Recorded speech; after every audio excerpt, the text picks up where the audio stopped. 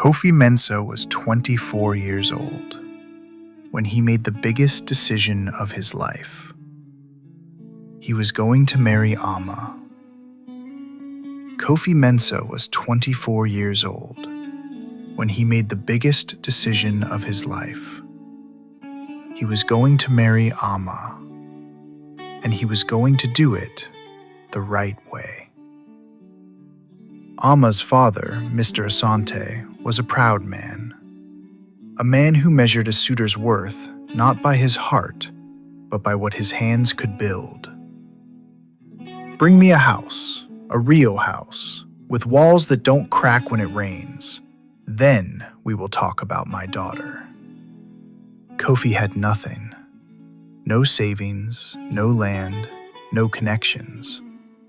Just a cousin in Malaysia who could get him a factory job. So he left. For 3 years, Kofi lived like a ghost in Kuala Lumpur. He shared a room with 6 other men. He worked double shifts. He ate plain rice and boiled eggs. He owned 2 shirts. He sent money home every single month. Not to his mother, not to himself. To Mr. Asante's account, for the house.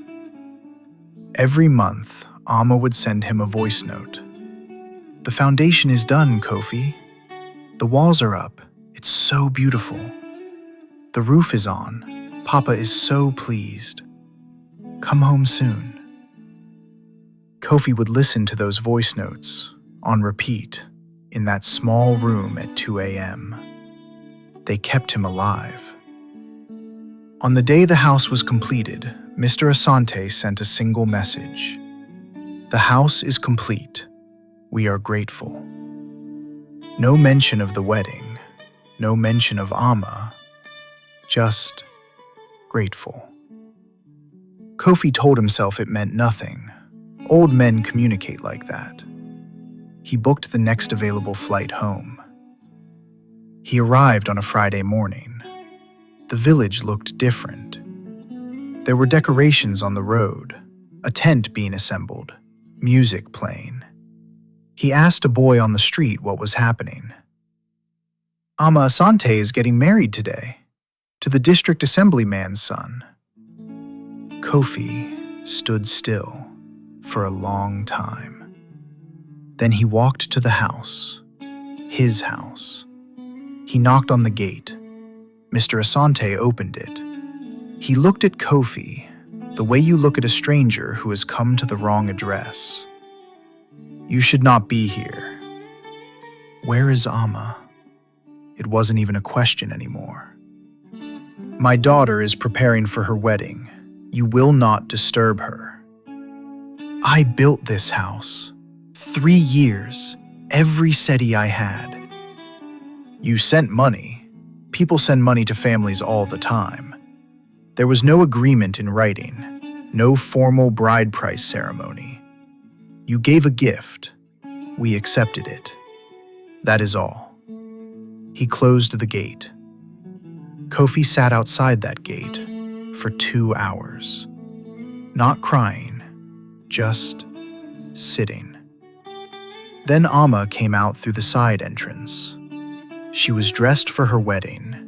She looked beautiful. She looked guilty. "Kofi, did you know when you were sending me those voice notes? Did you already know?"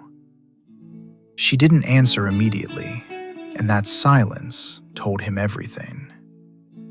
"My father arranged it 2 years ago. The assemblyman's family approached us. I tried to tell you, but I didn't know how. I thought maybe it would fall through." "You thought you'd let me finish the house first."